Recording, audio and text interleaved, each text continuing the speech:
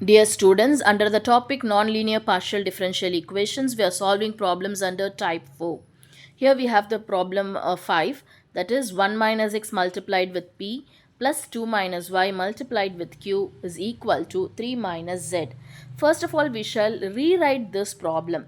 That is, first we will multiply this p with 1, so it will be p minus xp plus 2 multiplied with q minus yq is equal to 3 minus z. Bringing this 3 minus z, that is this 3 over here, and taking all these terms to the right. So bringing this negative z to the left, we get z to be equal to, taking this complete term to the right, here we have xp which will become plus on the right, and here we have negative yq which will become positive on the right, so qy, and then plus p.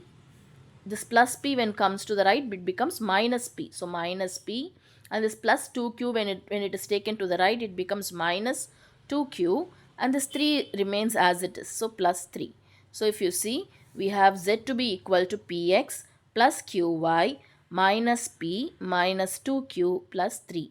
We have rewritten the given equation, and let us mark this equation as equation 1.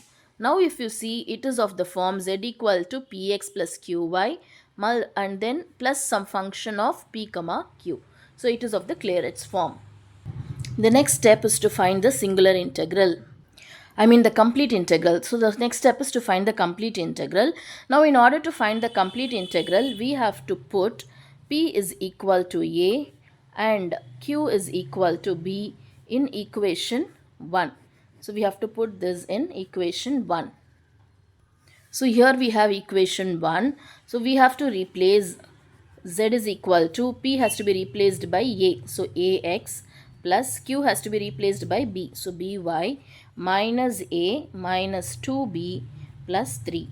So this is equation 2, and this gives the complete integral. So the next step is to find the singular integral.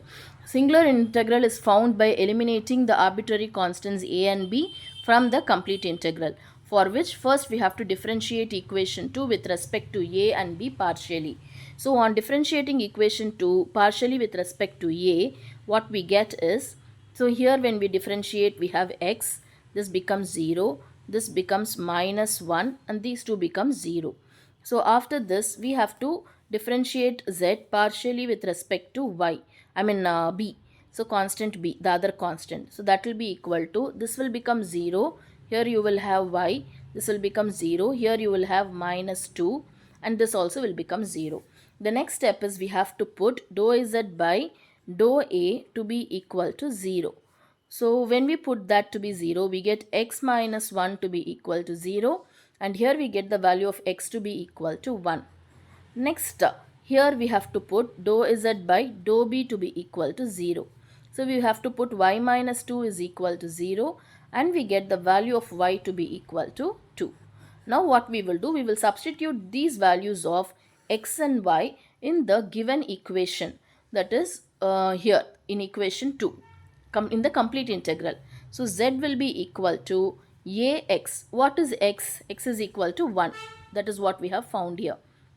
So x is 1, so it will be a. Y is what? 2, so plus 2b, a plus 2b, and here we have minus a minus 2b plus 3.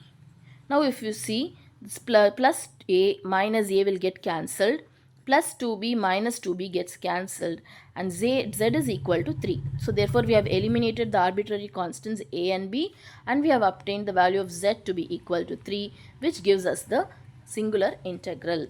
So hope you have understood this problem. Kindly find the next lecture for problem 6. Thank you.